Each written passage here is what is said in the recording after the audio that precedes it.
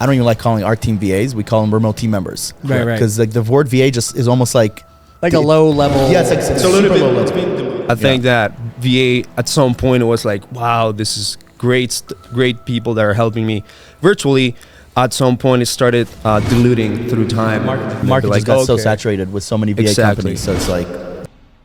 What's up, well builders? Today we're talking about real estate marketing. Now, I'm going to be going in depth about how to reach home sellers, and I've got two guys who have been experts at this for a really long time. They run VA companies, ad agencies. They've done it for themselves. They've done it for lots of clients. In fact, they've hired over 1,000 VAs that they have placed with other clients. And so I'm going to go in depth on like what is the best way in 2024 to go generate leads for your real estate business. I got Esteban and Omir. What's up, guys? Thanks, Meta, for having us here. Yeah, we're super excited. We're excited. Yeah, so right now you guys have an agency. You guys have, done millions of dollars in your agency just targeting homeowners and everything else. Like, what is that? Is that mainly Facebook ads and everything? Yeah, it started as Facebook ads, and then it evolved quickly as Google ads and YouTube ads. The more demand that people were giving us to, hey, I really need to get my Facebook ads going, my Google ads going. Yeah. And then after that, it became like an all-encompassing solution where now we just support them on the lead generation side, lead conversion side, lead management side,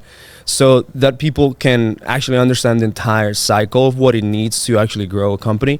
And we had a baby, like a business baby last year and a half. We had a baby. I'm like, who did I bring to the show? So What's going on It's here? Remote Latinos. Okay. That was given as a birth, essentially, from the business. Hustle Media helps with marketing, helps with sales, conversion, lead management. And then there was something missing. That thing that was missing was how do we help them scale? Right, you build a company through systems, and then you scale a company through people.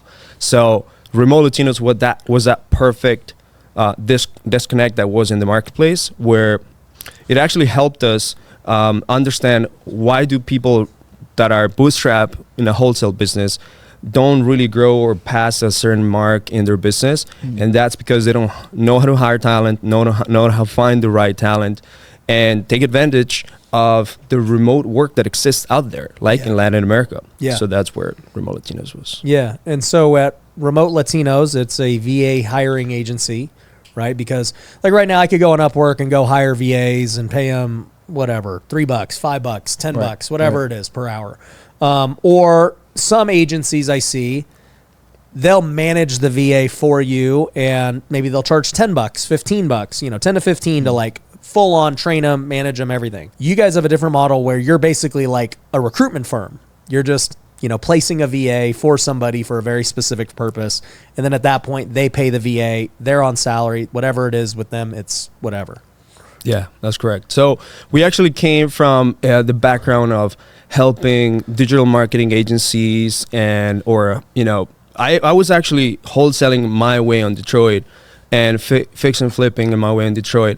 And I didn't like the long sales cycle. Were you in Detroit? Did you live in Detroit? I lived in Detroit. Okay. For 3.5 years. Why? I'm an engineer.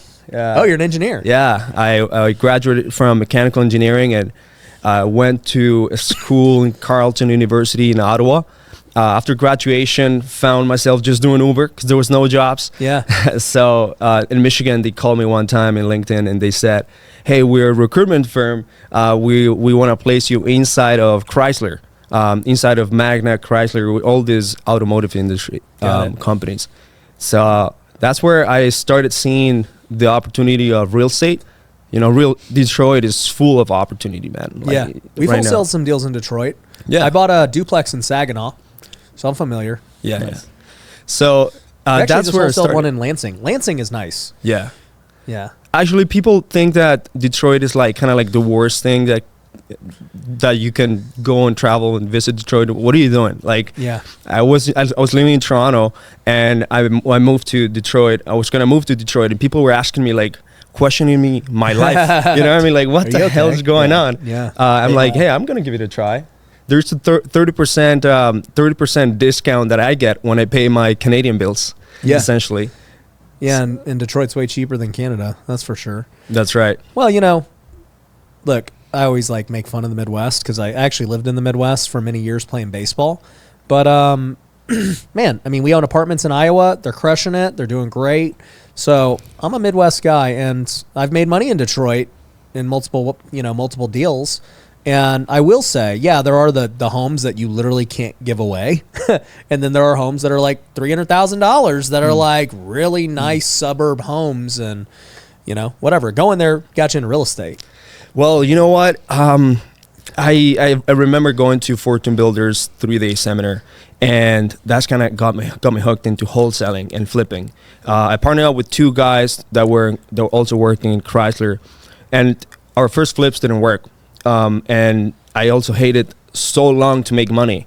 At that time, I was like, I wanted to make money like today, not in 3 months. Didn't have time. Yeah, no time. And then wholesaling was kind of the same. You need to do, like, they were telling us to go to auctions, drive for dollars, all these traditional things.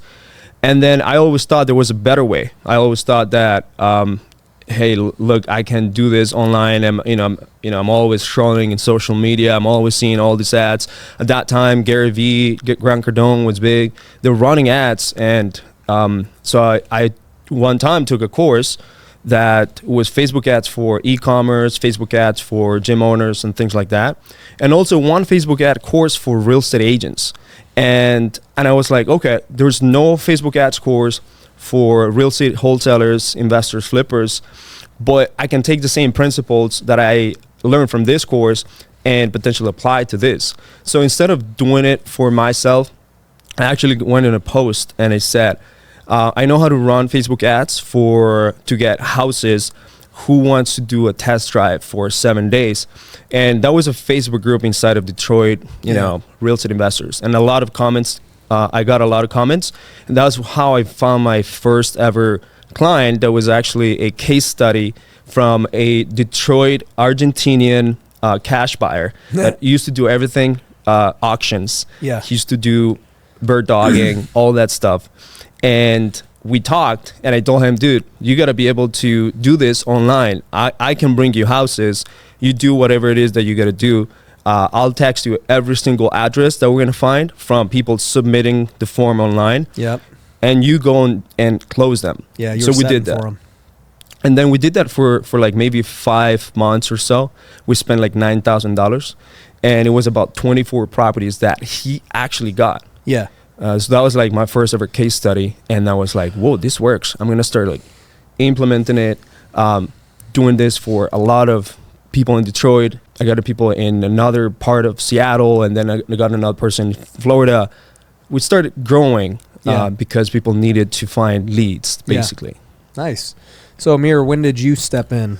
Yeah, so I've been in the marketing space since 2018. I used to work for Joel Kaplan, someone that a lot of people are familiar with in the marketing game. And I was his top closer for many years. And I noticed that a lot of agency owners are struggling with finding people. You mentioned Upwork. Yeah. But like there's Upwork, there's online jobs at PH. Like you can go on those websites, but at the end of the day, you've got to put in the time to recruit, to interview, to do the whole process. And every second that you're spending on that is time that you're not spending on your business and getting deals.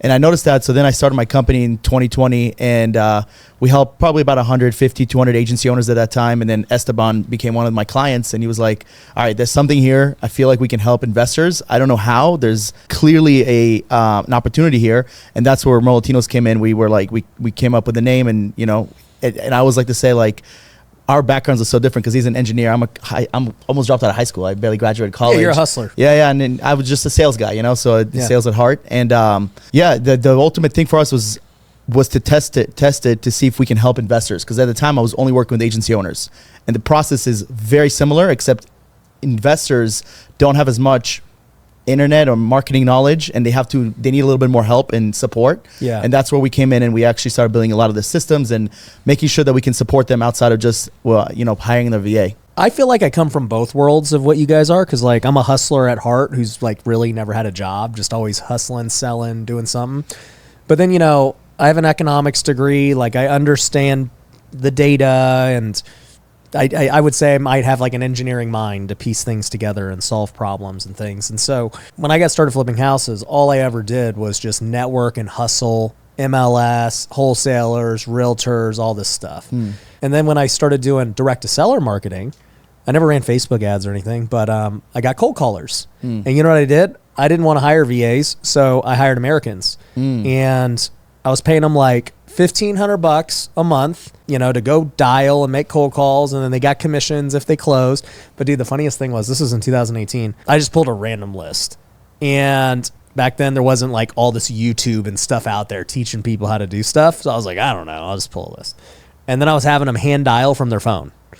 Like, I didn't think to get CRM, nothing. no CRM, no dialer, nothing. Nothing. Just like straight from their iPhone. And surprisingly, we got deals, even though it was so inefficient, so dumb, whatever. And the reason I tell this story is because you don't have to be perfect to get deals. You know, we were by no means perfect. And I did 150 deals that year, doing that, MLS, wholesalers, like just so inefficient and dumb. And today, there's no excuse for not like being efficient and doing it the right way. Like, you can get VAs, there's softwares, there's agencies, there's coaching, there's all these things to do it the right way. Information is out there. So yeah, you know, it's just funny to like see everyone's progression. At what point did you hire your first VA outside the US? We got our first VA 2019. Like, after doing it for a little bit with Americans, I was like, you know what? I hear about these VAs and everyone talking about them. Let me try it. Yeah. And dude, it was crazy because I was paying the Americans, you know, I don't know what it came out to per hour, but let's say it was like $10 an hour. And then, you know, I get the VAs at $3 an hour, and they outperformed the Americans. And I was like, what the heck? Like, these guys get more leads and they were way cheaper. I could hire 3-4 times as many of them. It was crazy. Now, they couldn't close. No. You know, they weren't closing deals, but they were generating the leads, and then I'd have my best Americans go close them. And, you know, ever since then, I've had VAs in my business. Yeah. Do you hire Filipinos at first? Well, bro, freaking I'm Filipino, man. Of course. Look, I respect Latinos, too. You know, I'm trying to learn Spanish, but I got to support my people. Of course, and we do, too. That's funny. People see our name. They're like, oh, you guys only hire from Latin America, which is absolutely not true. We hire probably 30 to 40% from the Philippines. Why do you call remote Latinos then? because the concept was people in the U.S. want Latinos because they're on the same time zone. They speak Spanish, and the culture. Yeah. So we're targeting Latinos for clients. Yeah. However, we have a separate company which is called Remote Fam, and that is our place where we find all the people in the world. Because we really want to hire from anywhere. We've hired from like Remote Fam. Remote Fam. That's just is targeting. It with a PH? That's how I would do it. Which, by the way, we also own a bunch of other remotes. Yeah. Remote Africans, remote Asians. Yeah. We own it. We own it. You got them all. Yeah. Exactly. So you're building a brand around them all. 100%. It's like half of my team and his team are in the Philippines. You know, we've hired tons of people. Why are there so many VAs in why is the Philippines such a huge hub for it? Well, first off, there's 120 million people there, which I didn't even know until I started working with Filipinos.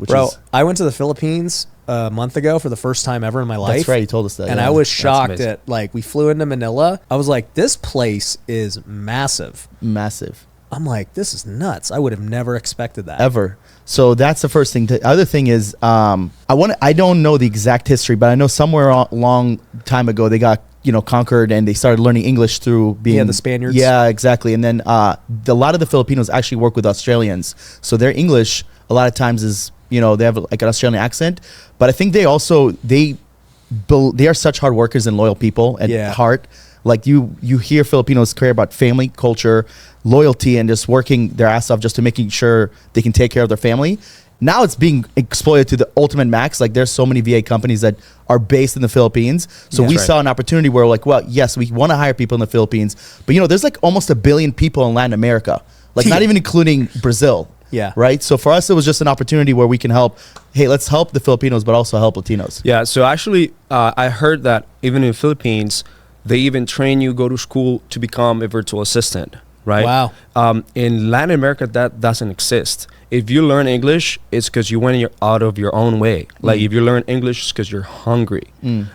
So in the Philippines, English is more of a second language rather than if you go to Mexico, if you go to Colombia, Venezuela, it's not a second language. It's just an optional language that you get to learn by yourself or at school. Yeah. So what you see in Latin America is it's essentially what you see when people come here in the US, whether that's legally or illegally. Yeah. And it's hunger, right? And ultimately you want the best hunger from your employees. You want to make sure that you find people that are willing to work hard, right? Just follow your leadership, and at the same time, give it all. Give it 100%. Yeah. I'm biased, obviously, being half Filipino, but like I do think that, like you said, Filipinos are super loyal, and they're like the nicest people ever. Yeah, Ever. super No, nice. literally. They're just like always happy. I think Also, that's why when they you- make great nurses. When you went, you might have been one of the tallest people there, right? They're like they're relatively dude, like they're like, who is this? This guy's a celebrity, man. So, I'm a big fan of that. Yeah, So one thing I've noticed too is that people pay more for the Latinos, though. Is that true? Yeah. Also, they want more money. Like it's more expensive to live in Latin America, depending on the country. But you get Spanish, which is correct. very huge, useful. huge. Like Texas, California, Vegas, I mean, Florida. Yeah, Vegas is important. we're- We just got picked up by, well, actually, Earlier before, the first one was a Latino. Yeah. I think you have Liliana in front desk. She's Yeah, we got a lot of Latina. Spanish speakers here. Yeah. Let's talk about, so many things I want to talk with you guys about, but like, since we're on the topic of VAs and everything, right? My assumption is most of the VAs people are using you guys to hire for them or for cold calling. Is that correct? A lot of them are, but there's also lead managers. That's becoming a really hot topic. And executive assistant. That's another one. Graphic designing, video editing, which is something that we've helped Javi and your media company with. So I would say that for sure cold calling, because that's like where you start. I feel like everybody's career as a VA starts as a cold caller, and then they progress. They get better skills. Well, that's like their, That's the easy. I started, you were a hustler. I started Five Guys, you know what I'm saying? That's So for right. me, that was like my Five Guys is cold calling. Yeah. And then kind of just upgrading from that. And then now, believe it or not, there are closers in Latin America, like acquisition right. managers. These guys are closing deals. Closing deals. Here's one thing that a lot of people don't know about. I don't believe it. Yeah, man. Like we have our closer, Our Johan. closer. My You closer jump is- into a call with us. Yeah. Johan is Colombian. Yeah. What is he? He's closing home sellers? He's closing. Right now he's closing investors High and ticket. high ticket. Yeah. Got it. Yeah, investors and agency But owners. we've placed a bunch of people that are closing homeowners. So what happens is that they get hired as a lead manager. They prove themselves after 2, 3, 4 months, and that's their next advancement because they don't want to be stuck as a cold caller or lead manager. They want to advance to become an acquisition manager. And if they speak great English, they come from sales backgrounds. I haven't been to the Philippines. We plan on going hopefully this year.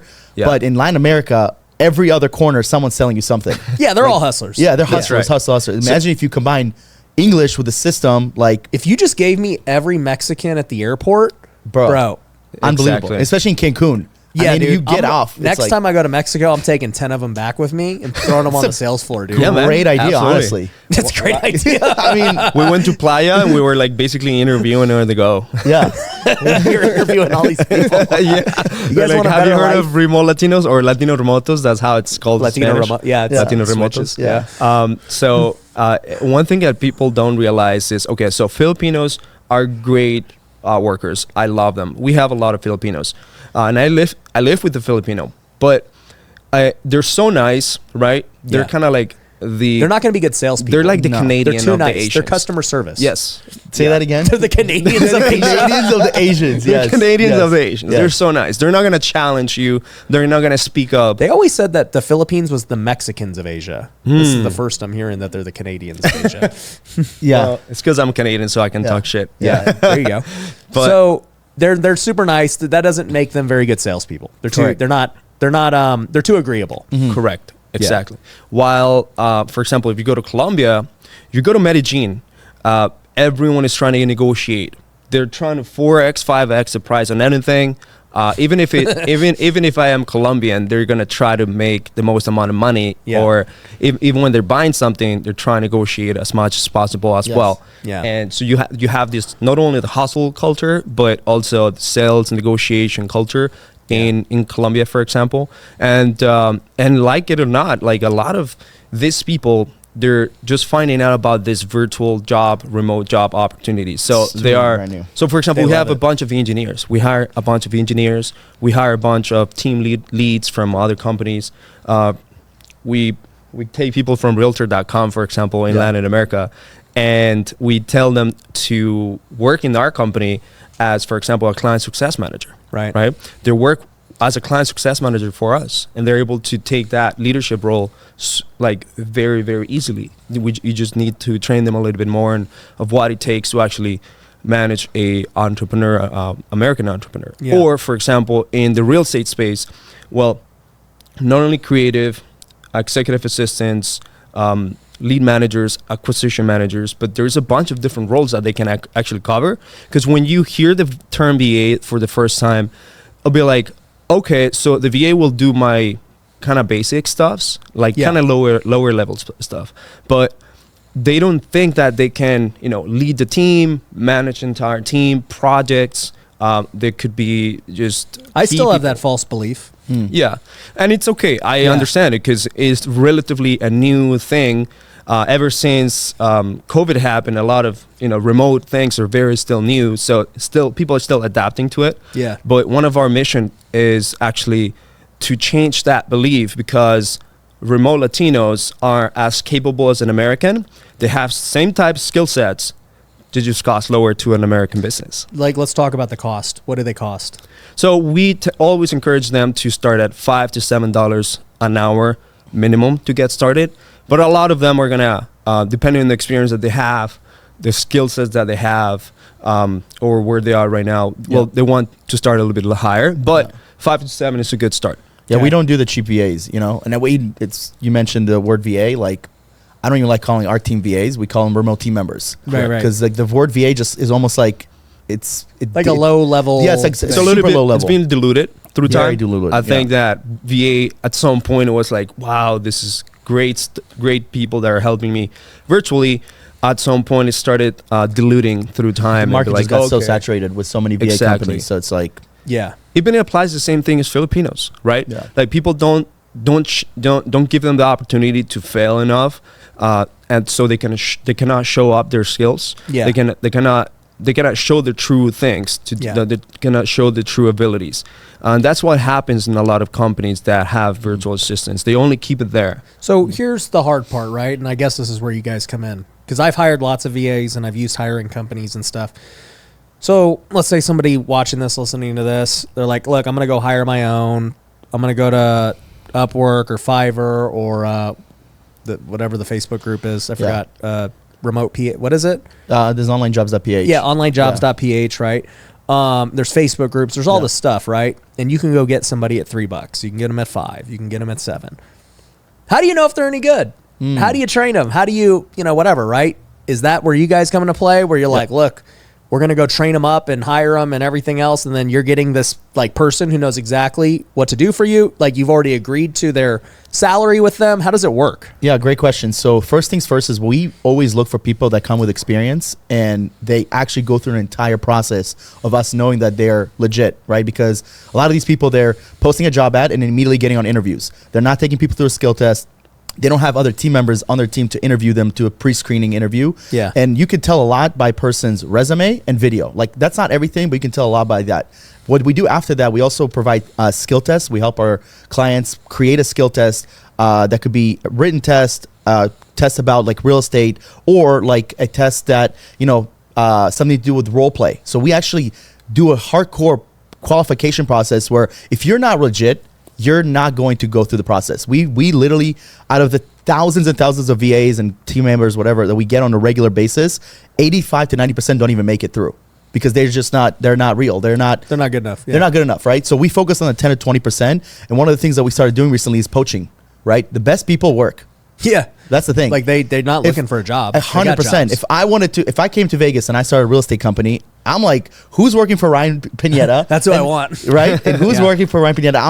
How do I get here? Or if I'm, competing with you, I'm like, how do I offer someone a much better salary than you are? Because now you got the best people in the world, because you have to feel about that. So that to me right there, people don't have the time to poach.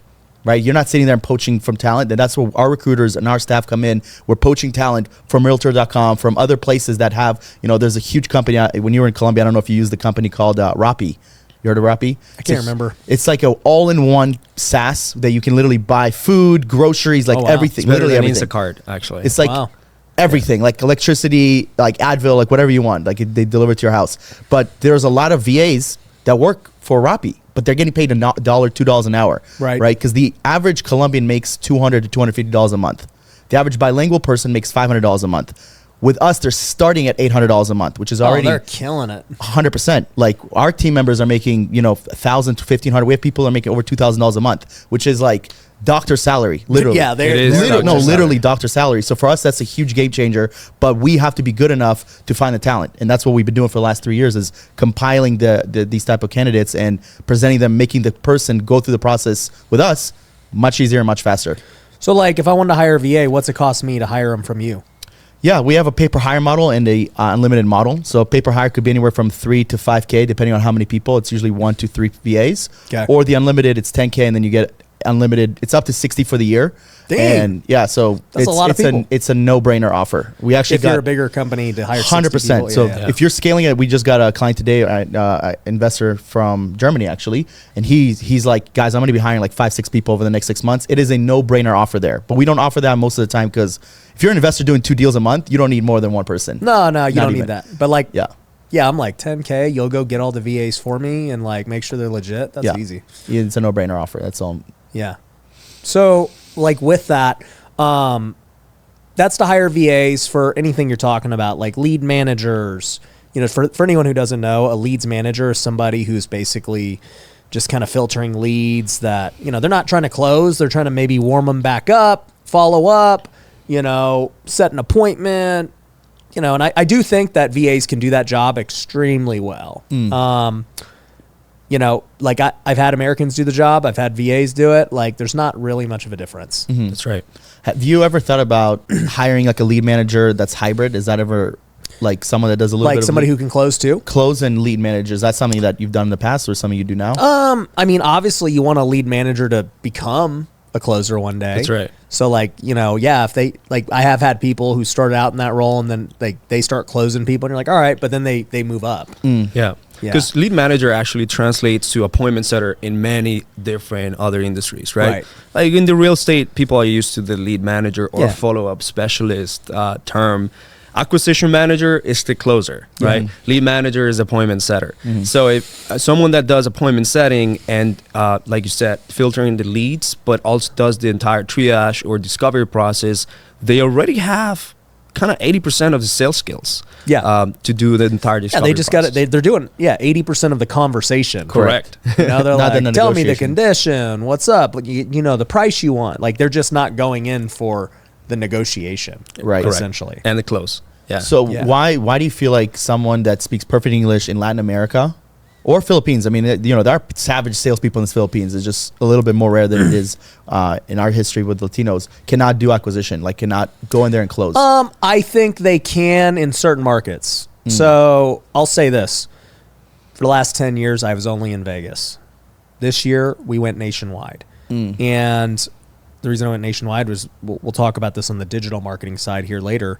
But I just knew that I could get way cheaper leads nationwide, and they were going to be way easier to close. And that's exactly what's happened. Is that it's just so much easier to close in these more rural, less competitive markets. But in Vegas, there's no way a VA could close. It's just too competitive. The skill, like the sellers have too many people talking to them. Like they're just going to lose. Yeah. And also too, even in Vegas, we got to go on in-person appointments to get the deal done. So obviously they can't close. So you do no virtual in Vegas? No, everything's Really? in person. Okay. Yeah. I mean, if it's your house. Yeah, it's your house. Yeah, of course. Yeah, I mean, like we're local here, so like it's Yeah. very easy to do in down the road, person yeah. and all that stuff. But nationally, we're all virtual, and we close over the phone on all of them. And yeah, I do think that there are markets that VAs can close in. I just don't think they can close in high-end markets. Yeah. Ultra competitive markets, I'll say. So in online marketing, where are you targeting those rural areas that you can actually dispo? So when we first started, we were just targeting nationwide, and dude, I was getting leads for like $8 to $20. It was nuts. I'm like, this is crazy, dude.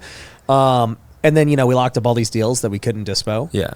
And, you know, we dispoed some, but, you know, most didn't. And I was like, all right, we got to go to like a level up. And so now we're basically in like 5 markets, and we'll kind of like chill there. And, you know, as time goes on, I'll start to add more as we want to scale. But like, you know, those 5 markets we're in, and it's still just testing. Because, I mean, we're going into month 3 of this nationwide thing. And, you know, we're now starting to get the closings from the first couple of months. And so it's going good. But like this month, we're already at 40 deals. And I think I've spent about 40 grand. Yeah. So, you know, $1,000 a deal, I'll take it all day. Oh, yeah. All day. Wow, that's pretty great. I've seen your ads. Are they good? As if I was a homeowner. Yeah, exactly. Yeah. Do you have a property? I don't. Okay. Well, we need to eliminate you from the targeting. Go to hire us and be like, you. That's not it. Because I'll make an offer to anybody now. That's what my ads. I'm like, I'll buy your house, freaking right here, right now. I don't care what it looks like. You ain't got to do nothing. Just click the link below. Yeah. But yeah, you know, I do think they can close in some of these other markets, and you guys are already seeing that happen, right? 100%. Yeah, a lot of our clients actually, they attempt a nationwide approach, and then we tell them, hey, you got to make sure that you're going to be able to dispo. Yeah. You got to make sure that you have other exit strategies, such as, hey, not only it's cash offers that works right now, but you can insert, you know, wholesaling to a retail buyer, novations to creative financing. So you make the most out of your money, right? So doing online marketing for nationwide, it works. You just have to be able to target specific areas that it makes sense for your marketing dollars, that you can dispo it to a cash buyer or retail buyer. Yeah, I'm excited, man. I am a big proponent of, you know, the nationwide approach. And then what I'm realizing too, and I kind of knew this would happen, is that like some markets will start to reveal themselves to us that we really like, and then we'll just kind of focus on those. Yeah. So let's talk about this, right? I mean, we talked about VAs a little bit. Now we're talking about running Facebook ads and all this stuff. So you guys have been in an agency for a while. And, you know, you guys have made millions doing that, and you got lots of clients and stuff. So walk me through digital marketing to home sellers, because that's what you guys are doing. Like, by the way, just to reference this, we were always like, let's just say the old school approach. Yeah. Right? We did cold calling. We did texting. I ran TV commercials for many, many years and made millions doing it, but I could see that, you know, the return was going worse. And then, you know, I've done the other methods too, like direct mail and door knocking and everything else. And what's funny is I spent millions of dollars on Facebook ads, like for education and my other businesses, but I never did it for trying to buy homes from sellers. Yeah. And I was like, dude, it just dawned on me one day, because I started seeing all these pay per lead companies like selling all these leads and stuff. And I was like, I wonder how much they're getting the lead for if they're business selling opportunity, right? Yeah, I go, dude, I'm seeing everybody use these companies and stuff. I'm like, I mean, if they're selling the leads for this price, they got to be getting them for like 20% of that. Like, let me go try. Yeah. Because I already know how to run ads and make ads. And then sure enough, I started running them. I was like, holy crap, this is way better than all this other crap I've been doing. I'm surprised that it actually, that you haven't done it earlier, man. Because I know you're a little bit late to go high level. Dude, I'm late to You're a little bit late to online ads for motivated sellers. Yeah. But building a personal brand is much harder. 100%. So it's well, you know, here's the thing. I tell people this all the time. Like, they're like, dude, you're doing a lot of things. And I'll be like, yeah. Like, how? Like, dude, because I just stay laser focused on the one thing I'm like working on at that moment, and then I'll get to the next thing once I feel like it's where I want it to be. And so, like, when I built my house flipping business, I started in 2015. I spent 5 years only doing that. And then when I got to the point where I was doing multiple 7 figures, I was like, all right, I'm gonna now work on my personal brand. And I just kind of like pushed it off, and I didn't try to innovate it or you know, do anything crazy. I'm like, let the ads run. We got brand. We'll just keep getting deals. So then I focused on social media and, you know, did that, got good at it. And then I focused on education.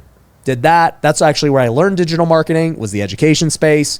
And I was like, oh, okay, I understand like all these funnels and different things and running ads and making content and targeting and all this crap.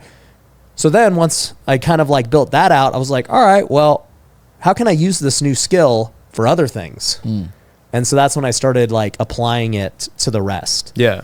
Similar to when I took the course for gym owners and real estate agents, and I applied it for investors and flippers. Yeah. It's just, if you know how to close and you translate it to another vertical, it's pretty much the the same same. thing. If you know how to do marketing, digital marketing, you translate it to another vertical. As long as you know the frameworks for how to get someone attention, retain their attention, and make them do something, you're going to be able to translate the same skill sets to the real estate space. So let's talk about this. Like, what have you seen on, and when we say digital marketing, we're talking about like Facebook ads, Google PPC, YouTube ads. I mean, I see some people are doing TikTok ads now. Yeah. So there's multiple channels that you can actually make this work. You have Facebook. Well, I call it Meta now because it's Instagram, Facebook, and they're called Meta. Google ads, which is PPC. You got YouTube ads, you got TikTok, and who knows, maybe X in the future will work. But those are the 4 main ones. And it's not like whether they work or not. It's like how well they work, for how long they work, and like how scalable are they. That's all marketing, by the way. It's not just exactly. that. So, for example, Facebook ads have a specific cash conversion cycle. Like the moment that you get a lead, and you get money in the bank, it usually takes about 90 days around that. So you have to account all of that. Leads are a little bit cheaper, but you have to follow up with them even more. Speed to lead is even more important.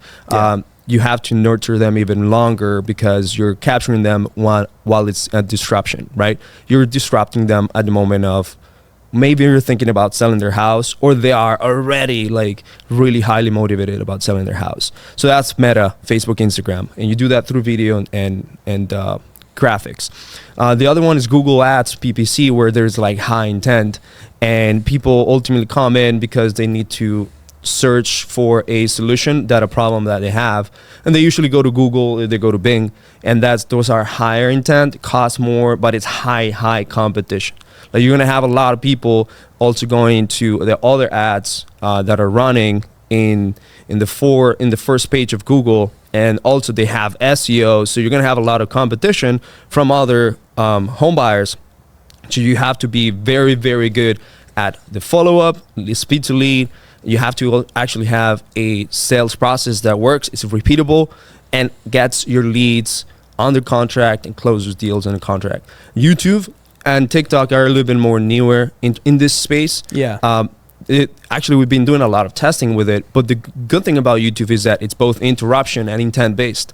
You get to run YouTube ads, whether that's horizontal or vertical in the short form, right, in the shorts, or interrupt them while they're watching a video, and because they have typed something on Google at some point, they have it's the very intention. targeted. It's very targeted. Yeah. So you get them through a funnel, and the same thing, the same applicable things that you happens in Facebook and in Google, where speed to lead, follow up, your sales process, being able to have multiple exit strategies are very important for that. And TikTok is still fairly new, but believe it or not, man, a lot of the population that we want to target are now going to TikTok, because TikTok became more of a place where people go and search for things. So it has SEO included in it, and also I think the stats that I saw was that 30% of people were over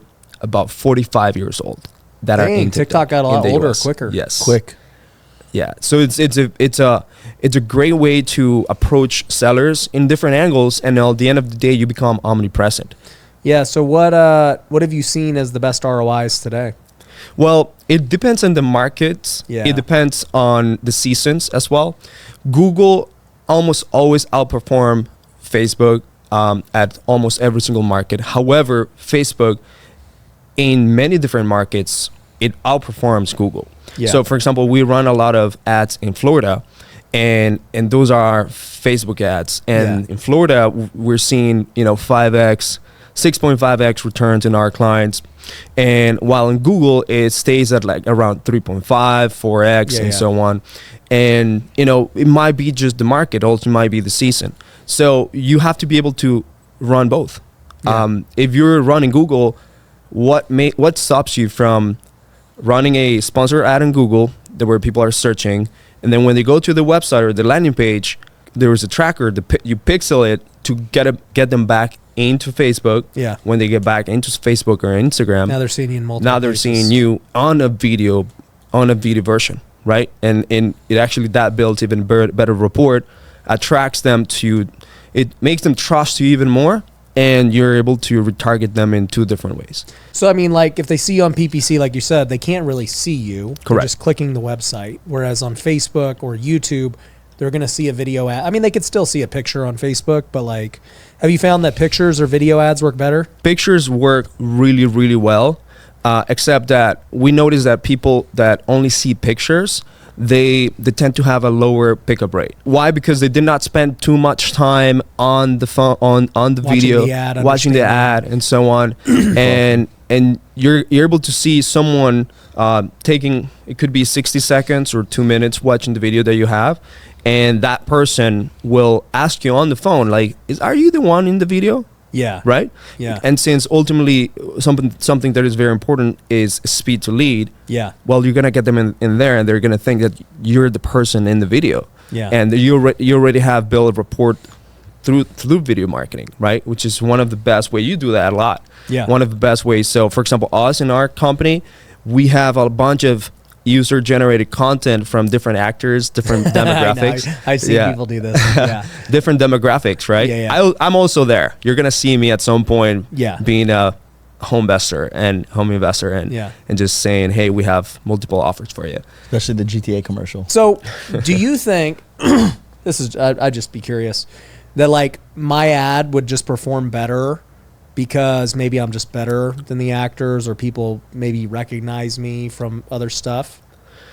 Well, depends. Who's your audience? Homeowners? They probably don't care about Ryan Pineda brand, right? They care about solving their problem. Right. But you do transmit the message in a better way, in a clearer way, and also you look very credible whenever you do the video. So you definitely transmit a lot of that to them when they see the video. Right. I would definitely 100% even test different type, like genders and demographics. I would test Latino, I would test white, I would test black, and I would test just different ones, just to see how it behaves, because at the end of the day you can actually produce that here as well as a video.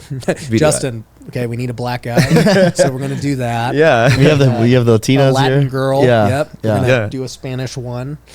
Yeah. Have you noticed women versus men? Yeah, women get a lot of attention, engagement. 100%. I mean, even with the remote Latinos, like people hit Have me you up. noticed good-looking people do better? They do always. Yeah. We get hit up. No, but seriously, we get hit up, and they're like, "I need a Latina." I'm like, "Do you want Sofia Vergara? Like, who do you want? Like, Sofia Vergara, Shakira? Like, tell me, like, what are we talking about?" Because they're thinking for what you guys are talking about, marketing is a lot more visual. Where VAs, it's like sound. Yeah. But I think females, especially in marketing, will definitely outperform. We have someone in Remote Latinos because we run ads to get clients in Remote Latinos and to get candidates in Remote Latinos. So we have someone, her name is Natalie. She's really good, speaking on the camera, actually. And we got her to be the first few, 5 seconds of the video versus me being the 5 seconds on the video. Her video outperforms. There's higher engagement, cost per lead is lower. And then the second video where I am speaking, I have several videos, but I get a lot more hate. A lot more.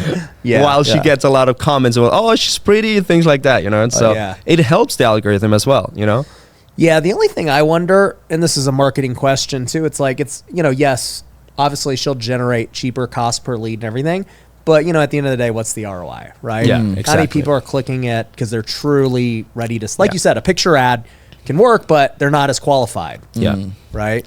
Yeah. Lately, what we've been doing is using a software called Hyros that actually tells you the entire user journey, what they did from the very beginning on every single pixel that we have installed. So whether they went and looked at YouTube video, whether they looked at Google, whether they went and did a click in a specific ad and then they exited, and then all their journey, you're going to be able to track it. So you're able to attribute to the specific ad where it came from, whether that's top of the funnel or bottom of the funnel. So you're able to do that with softwares like that. Or just, easy thing to do is always have UTM parameters attached to any ad that you run on the landing page, so you know where the lead are coming from. Like, for example, a lot of people, by the way, what we're talking about, none of these real estate investors care. They don't. They're just going to hire you or whatever. Yeah.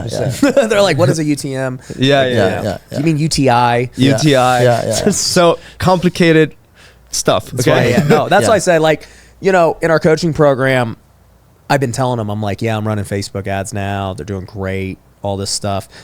And, I've had some people like, should we try to learn how to do it? And I was like, no. It's just, dude, it's a lot of work. And you're going to have to hire a marketing person who's on it every day. Yeah. Just a full-time staff. Yeah. I'm like, you're better off just hiring an agency. To sound as nerdy as me, you got to take 5 years or something of training or something like that, 100%. Yeah. And you can learn it for sure. One thing that people do got to know the difference is that people think that PPL, which is pay per lead, you were just talking about that, is an actual marketing channel. Like, they think that it's an actual marketing channel. Yeah, they're just using these other ones. And it's just a vehicle that comes from Facebook, Google, YouTube, email marketing, whatever, right? Explain how the pay per lead model works, because you're an agency, so basically you're just charging a retainer, maybe a percentage of ad spend or something like that, right? That's what a typical agency does. Correct. What is pay per lead doing? It's simple. So they get a bunch of different clients in in one area, for example, and they start running ads in that area. All those leads that come in that area, people have already selected the county that they wanna buy from, their specific zip code that they want to buy from, and they only get distributed leads from that specific county or that specific zip code, right? So you would only pay for that specific type of lead. Even, let's say, if the pay-per-lead company is running ads in that specific area and they get in county 1, 2, 3, well, you want in county 3, 2, 1, they're not going to be able to sell 3, 2, 1 unless they have another customer that needs 3, 2, 1. So they'll run a bunch of ads, they'll generate a bunch of leads, and they'll only sell what you want per unit basis. And a lot of different pay-per-lead companies, they sell pay-per-lead on a unit basis on a fixed rate. Could be $200, $300, $400, whatever.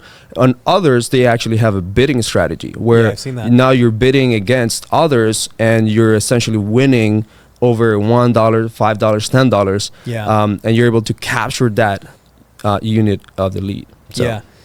So let me tell you why I don't like pay-per-lead. And I don't want to say I don't like it because it can, I know people who get great ROIs with pay-per-lead. So I'm not here to hate on pay-per-lead. One day I might sell pay-per-lead. So, but this is what I have seen as the inherent problem of it, is that if I'm generating a lead for $50, right, they're going to sell it for $250, right?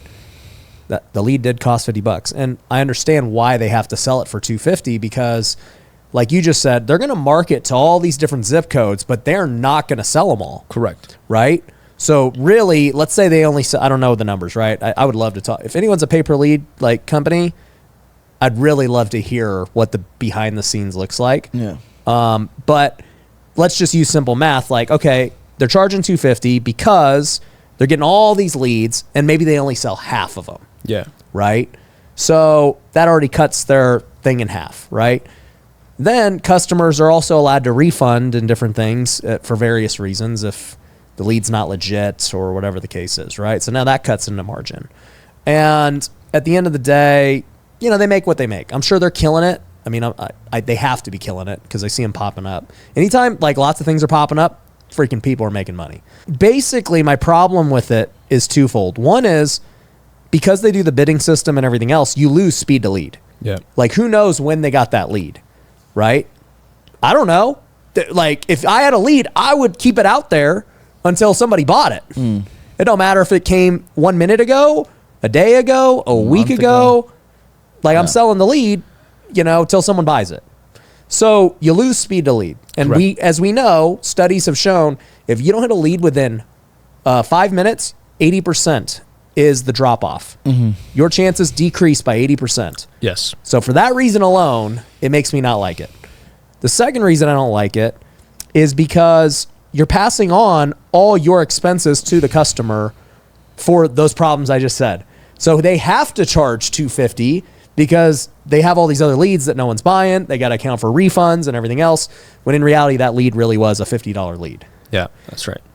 Actually, if you want to work paper lead and you actually want to make it work the proper way, I would literally talk with whoever is going to offer the paper lead service, and they have to send you the lead instantaneously.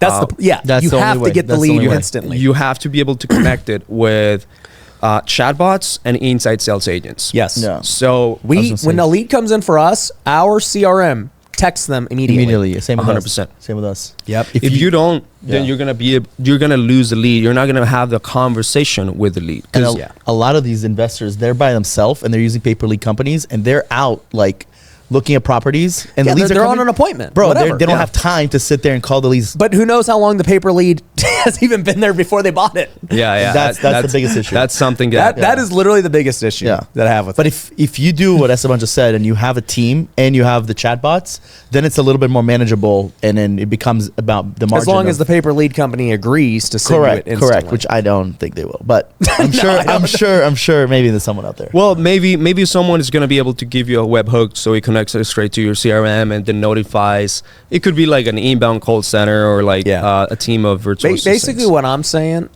is this, guys, for all the listeners, I'm a huge believer in digital marketing. I have used agencies and I have built stuff in-house. For most people, an agency is going to be the way to go. Unless you plan on becoming an expert and you're going to build up, my staff is, my marketing team, I don't know, it's probably like 40 grand a month that I pay my, that's not my social media team. That's like the nerds. The media buyers. the copywriters, like all these things, right? So for most people, it's not really going to make sense to do it themselves unless they themselves just like really want to learn Facebook. But guess what? Then you got to create ads. You got to make creative. Even if you're good at data and all this crap, like there's now the creative content side of it. And you have to find the right team members. Like you have the right team members, and that's easy to send. Well, because we've done it for millions of dollars of our own stuff, over the years. So you just finding a media buyer is probably one of the hardest things. People don't that's like the one position that we even have trouble with, and we've hired probably like 50 to 60 media buyers. But they're hard. Like they're hard to come by. VAs be media buyers? They could. Yeah, 100%. We just found we just hired someone from Nicaragua, and she's Facebook ads and Google ads expert. She's crushing it. Yeah. She's a great individual that was working in a digital marketing agency in Nicaragua. And there's a lot of those in Latin They're not going to be your CMOs. Yeah. To make that clear. They're not coming in and taking over the marketing. But they can buy the ads. Yes. But they're not going to be thinking of ads. No, that's you. Well, I'll say this, okay? One, for like newer investors, whatever, I think hire an agency like you guys is great. I had an epiphany the last couple of months when I was like building this out and doing it and like having a ton of success. Like all of our students were like, dude, can you run my ads? Can you and I'm like, this is all, my business brain is just always like, oh boy, here we go. Here's Canadian media. Yeah, like here's another business. Canadian agency. Yeah. Well, no, I don't want to do the VAs, but I was like, you know what? It really wouldn't be hard for us to do it because we could use my ads and everything I've already created. We know it works. We know it works in lots of places because I'm running them everywhere. And we literally just would need to target their market. It's not hard for us to do. And I was like, but man, if they're going to use my likeness and everything else, like I got to make sure they're legit and they don't screw it up. It's kind of like a licensing deal. It's kind of like a franchise. Franchising, it's not a franchise because we're not, I don't want to go through all those hoops and I'm not like all that, but like it is licensing. It is licensing. Yeah. And I was like, what would make sense? Well, number one, I need to get a profit split. And then number two, they'd have to pay for the labor of everything that we got to do to go run the ads. Obviously, they're going to cover their own budget and ad spend. And I was like, all right, but what's in it for them? Well, they don't have to do nothing.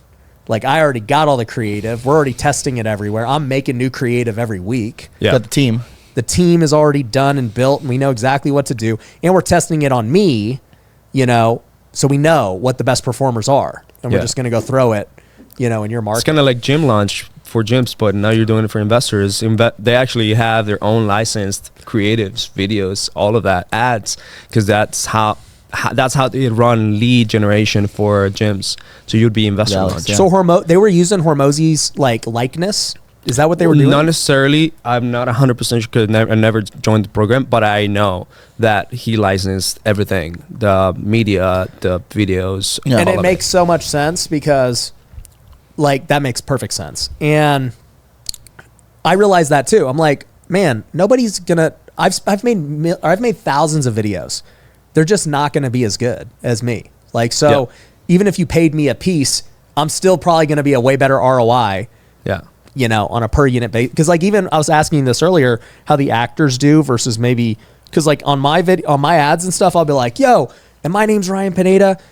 I bought hundreds of homes. If you don't believe me, go Google, search me, go watch some YouTube videos. You'll see it's legit.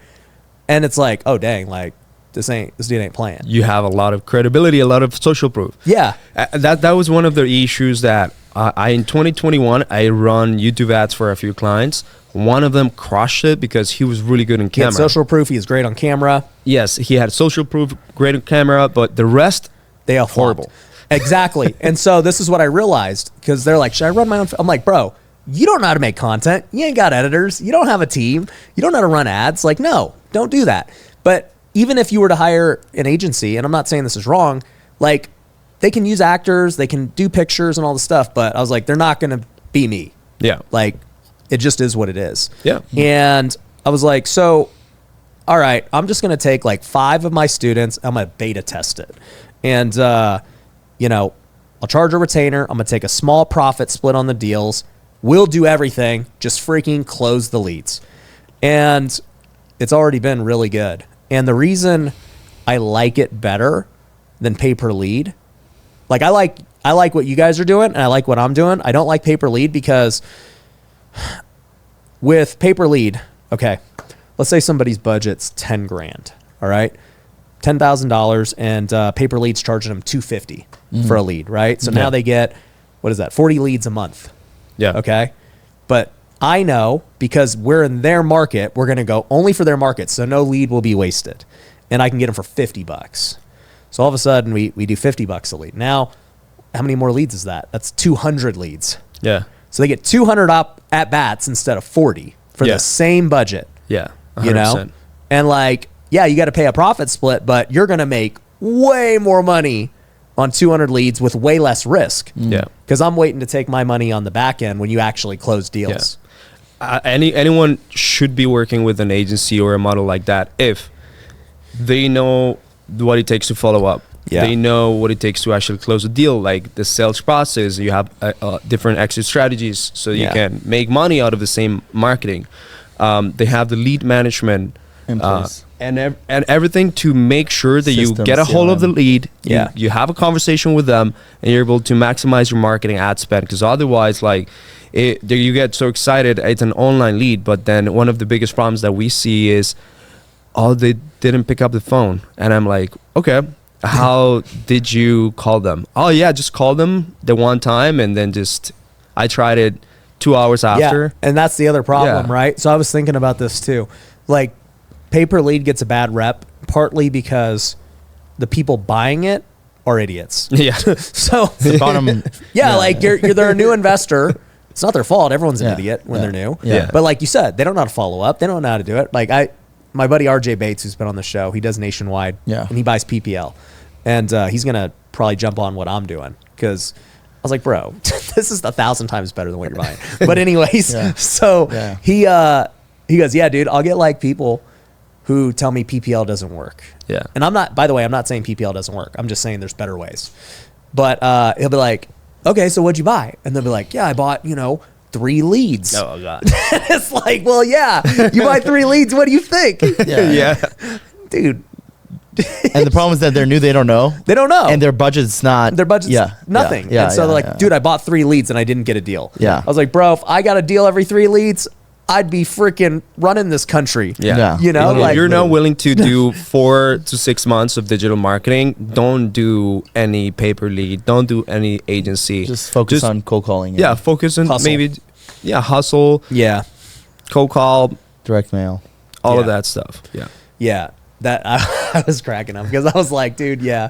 Because that's the hard part, right? Like the pay-per-lead companies, like obviously the people that buy are going to buy because they're getting ROI. Any marketing, if you're getting ROI, you're going to keep doing it until you don't, 100%. right? But I was just like, man, dude, if I'm going to put my name on it and run my, like, I only want to work with people I know how to freaking do things because I'm making all my money on a profit split. Yeah. And so I'm like, dude, I'm only going to my top students and people I know that are legit. Yeah. Plus, if you start working with everyone and their mother, you're just gonna have low quality clients. That's the worst thing for an no, I ain't agency trying to to do. do that. You know. And we both Yeah. did that for a long time. Yeah. Yeah, so right now we're beta testing it. It's like people don't even know I've been doing it. This is the first time I ever said it. But I like it. I do, and I didn't realize that that's what Gym Launch did at scale, and like I just see why. It's the easiest sell ever. Like I approached, like no one said no. Like literally nobody has said no. Yeah. They're like, no, that's a fair deal. I'm good. And then the people who are like, well, I don't want to say they're no's, but they're like, not right now because XYZ's happened. Like we just started this new marketing channel. We want to start it a month from now, 2 months from now. Others have been like, hey, like let's see, what the results are, in other markets once you start launching there. It's like, all right, whatever. Yeah. Price will go up later, but whatever. Yeah. So far, everything is being Facebook, or you also doing Google, or Right now we're just doing Meta. Yeah. I mean, I've done PPC forever too. Yeah, So like yeah. I understand PPC, but I just think that we have like such an advantage video marketing yes. that I'm just like leaning into it. Yeah. Well, also test. I don't know if you have the team that does the YouTube. Yeah. Test YouTube. Yep. And TikTok. Yep. Because those are marketing channels that could get you, cheaper cost per lead. Is not too saturated. Yeah. 'Cause I'm not saying that Facebook or Meta is super saturated. People do it, but they do it wrong. Yeah. So, Bro, I've seen these like, and I would have to assume they're pay-per-lead companies' ads. And I'm like, what the heck is this? This is the worst ad I've ever seen. Who's clicking this? It's crazy. and you have the advantage of video. Yeah. You have the advantage of either having your team or yourself just spend 30 seconds or have people spend 30 seconds watching a video of you. Yeah. And that's the ultimate jab right hook. Right. Yes. It is. We Yeah. we need to cover a paper deal as well because I think that's the Okay, what is paper deal? Tell me this. I've never heard of this one.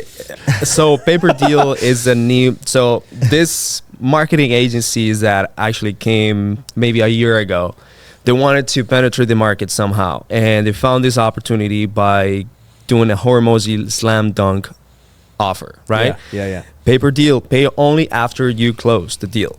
All right, sure. I mean, I'm kind of doing that to a degree. To a degree, but Yeah. this is like only gonna be, it's marketed that way, right? Yeah. And so people don't know, first of all, that you have to have a startup fee. All right, sure, you have a startup fee. What's They the have fee usually? Usually they go from 3 to 5, 10K, but the problem is that they try to do this with everyone. So a paper deal sounds so good, right? Like, oh, I pay after you. Yeah. I don't have to put any money up. I don't have Just to a put startup fee. Yep. But when they get into the call, it's a lie. It's just not. That's not how it is. You have to pay from 5 to 10K. Yeah. To get started. Yep. Okay. And then after that, it's either $1,000 or 10% or whatever after the deal And ad closes. spend. And ad spend. Yeah, they got as to pay the well. ad spend. Correct. Yeah. But so we've been getting a lot of clients from those deals because they essentially took all the money that they could ever to buy into this service, either 3K, 5K, 7K, whatever. But they don't really realize that, look, in order to get into this game, you need lead gen, you need lead management, you need Yeah. sales, Yeah. you need all of these things. Yeah. So as a newbie, you're even those dreaming. pay-per-deal people, it doesn't even make sense for them. Correct. Like, because they're not closing deals. Yeah. and as a newbie, Because if they suck, because like, you know, as you're explaining, I'm like, okay, we're kind of doing that. Like, we don't have a startup. Like, it's just because there are already people in my coaching program. correct. Yeah. So I'm like, okay, you're going to pay a monthly retainer, and then I'm going to take a percentage on the back end. Yeah. But I'm already training them how to do Exactly. it. So But I know they're good. But if you're letting newbies and dream about Nope. this offer, Newbies, if you're listening, you do not qualify for. no, You go with Esteban. Yeah. we'll take care of you. Yeah, Yes. no, he will. He'll take care of you great. Yeah. But not me. not with this. I'll take care of you in coaching. Yes. But I'm not going to run your ads if you're brand new. And Yeah. No. Go get coached by Ryan. Yeah. And And, come then to come us. to Come to Esteban us and Yeah. remote Latinos. and remote Latinos. Yes. Yeah, that's an interesting thing because like if you just take anyone and everyone like you said, they're not going to get results. Yeah. And it may not even be the agency's fault. They just suck. Actually, let's talk about that, right? I've had a lot of agency owners on the podcast because honestly, you want to know what I do with my podcast guest? Whatever I want to learn, I just invite them on the podcast and I just freaking ask them everything I need to know, right? That's the best Smart. way. It's smart. Dude, I freaking love it. You know, I got Leverage. Russell Brunson coming in a couple of weeks. I'm so ready Yeah. to just pick his brain. But, you know, what I've noticed that's hard for an agency owner is that you are so dependent on your client to not only have a great offer, but also have great salespeople and fulfillment and everything else, or else you can't, like, you'll churn out. Now, the good thing with real estate is the offer's the same for everyone. So they never have to get creative with like creating an actual offer. That's why I love real estate because it's very plug and play. Well, actually, Okay. I'm going to say something about that because one of the few angles that we do, you know how, you can get clients in different angles. And Right. even nowadays, you can do innovations, creative financing, right? If you are able to have an angle for homeowners where they understand that they can potentially get more than just the regular 50%, 60% cash offer that, people always call them for, Yeah. or it sounds better, then you're probably going to get a lot of people interested. Cost per lead is going to decrease. Yeah. So we have different angles to get them. So Yeah. for example, we always ask this question to our clients: how are you able to fulfill your homeowners and your buyers? Well, I can do cash deals, but do you do creative? Do you do innovations? Yeah. Can you do that? If they say yes and stuff, which a lot of people now are doing it, that means that our ads now can say things like, get a full price cash offer, get a top dollar cash offer, for Yeah. example. Right. Or we're going to be able to give you multiple offers for your house, and whatever makes sense for you, we're going to go for that one. Or we can buy your house in many different creative ways. We can buy cash, but we can also buy full price. Yeah. And that is a different angle that people are not seeing it. And we started doing that. It actually gives a lot of results. Yeah. Especially when our clients can do different exit strategies. Yeah. So- No, I'm with you on that. And for me, I'm just assuming they know how to do that because if you don't right now, I don't know how you're making money, right? Like you better figure out how to novate and flip and wholesale and all the different ways. But yeah, like for me, it's like, okay, there's 3 things you basically need to learn as an investor. Like that's your offer. Just figure out how to do those 3 things. You'll be fine. You're going to go start any like other business, dude, your offer is literally from scratch. Like, Yes. what are we selling? How much is it going to cost? How long are we doing it? Is there a startup fee? Like there's like all this new complexity. Real estate doesn't have that. Real estate to me, It's more simple. oh, dude, that's why I have the dumbest people have a lot of success because it's just, it takes no creativity to be good at real estate. Yes. Like it's very plug and play. Yes. It takes a lot of creativity to have a great podcast, to create a great offer, to build ads. Yeah. Market. Dude, I say this all the time. Real estate marketing is literally the dumbest marketing ever. Now that I've been in the game with other like I call it real marketing, everybody's like, how do I send direct mail? Well, I don't know. There's like 5 postcards you could pick from. Just pick one. It doesn't really matter. Just pick your list and mail it out. Just do it. It Every literally doesn't marketing matter. channel works. Yeah. Okay. What about my other cold calling?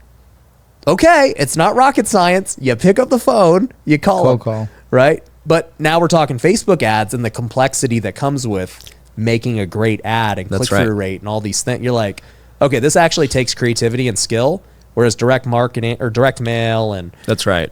cold call, they take literally no skill. Yeah, we always tell our clients, look, if you're coming, we call them REIpreneurs. We baptize them as REIpreneurs. Entrepreneurs, okay. So when they come in, we tell them, okay, look, these are essentially where you tell me these are your issues. You're not getting leads. You're not getting volume. You're not getting deals. That's because you're not leveraged. And there's 4 levers that we actually come in and help you with. Well, you bring in the money with capital. We also have labor, which is the people that we can Remote Latinos, like that we can place you in your company. But we also have the media and the technology. Yep. Once you have those 4 levers, if you know how to multiply those 4 levers and amplify it, you'll become an unstoppable entrepreneur. Yeah. Because you're able to get more output from the same input they used to do before. Yeah. And for example, using media that a lot of people don't think, okay, Ryan Pineda is where he is at, and he can come up with any product. He has a lot of influence. His message just travels across hundreds of thousands of computers, TV channels, whatever. And with one product that he launches, even it's a high ticket, low ticket, you're going to sell it, right? He has leveraged media for such a long time. So you're not going to do that with the advertising that we're going to do for you. Right, so media, you're going to leverage that, and the other one is technology. Well, believe it or not, man, a lot of people that've been in the space for years and years, closing 2 to 3 deals a month, they don't have a proper CRM. Oh, bro, they have a Google spreadsheet. Systems. They have Google Sheets. Yes, yeah, I know. I'm calling from their phone. Yeah, it's like, and I'm like, gosh. You're not leveraged. The amount of you could eliminate 7 steps from the 10 steps that something used to take you. 7 steps. Your CRM can text them in 1 minute. Exactly. You don't need a second. Like, and if you're able to leverage technology, media, and labor, and now that's where you created a leveraged entrepreneur. Now you're building a business. I actually did a YouTube video on this, so that I think that comes from Naval Ravikant. Yes. And I'll link to it down below for everyone. You guys can watch it after. But I added a 5th lever in there. So, yeah, those are definitely 4 for sure. My 5th one was just skill. Like, at the end of the day, right, if you have more skill than the next guy, that is a huge lever. And the way I always, I mess around is like, dude, I could go and rip 10 ads right now in 10 minutes. Yeah. That's a skill. It might take somebody literally a week to go do it because they're like, I got to script the ads. I got to do some research. I got to, do 100 takes to perfect it. Right. So now it took them a week and took me 10 minutes. I like that. That is a huge lever that people just don't really understand, the skill lever. Same thing with the sales guy, right? 100%. If I could close twice as many as you, that's 2 times the lever. Yep. Right. Do you have a book? Are you putting that in your book? I should. But skill is definitely a lever that people don't think about. 100%, yeah. So, no, I love it, man. I totally love what you guys are doing. You guys are solving problems that most real estate professionals should not solve themselves. They do not have time to go hire VAs. They don't know. They just don't have the expertise. They should not run their own Facebook ads. It's really hard. I'll tell you guys, it's really hard. I don't really know anybody who's running Facebook ads themselves and doing lots and lots of deals themselves. I literally can't. No. I might be the only one I know. Probably. They're 2 very different skills. And I would never have learned it had I not gone into this other industry where I needed to learn it. Yes. Right? I would have never thought to learn it for real estate. So I just think people need to hire guys like you to do it, honestly. And, I forgot to even mention this at the beginning, but you guys are going to be at WealthCon. So, you guys will, you're one of the main sponsors. And so, I don't take sponsorship lightly for people that come. I only want sponsors that I know can deliver and fulfill for people. And so I know you guys can do that. So for anyone who's looking for ads, for VAs, I don't even want to call them VAs, new team members. Yes. Yes. Then we this got is him the spot. into the new. Yes. We want team members. For me, anyways, go get the Filipinos, help my people out. Let's go. But no, I think it's great. Where can everyone find you? So social media at Estenick, ESTENICK. We also have our company social media, Hustle Media, or Remote Latinos. And then just my name, OMERBLOCH, Instagram, Facebook. Cool. So we'll link to all that down below, guys. It's great having you on the show. Looking forward to seeing you at WealthCon. Can't wait. We're bringing our remote team members, so Yeah. you're gonna meet a few of them. Bogota, our Mexico. operations manager From is she's Mexico. from Mexico. Okay. For example, she's All a right. beast.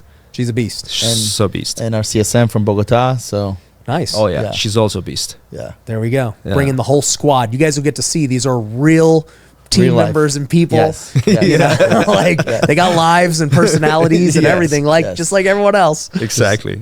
And our shirts, we're not going to unveil them yet, but we got special shirts coming in. Oh, you took my advice. You guys gonna have some cool shirts? Yes. Yeah, yeah, yeah. All right. 100%. We're gonna show it to you. Yeah. Okay, I'll have to Off see it. camera. All right, perfect. Well, guys, go check them out. Go to WealthCon, meet them in person, and we'll see you guys on the next episode. Peace.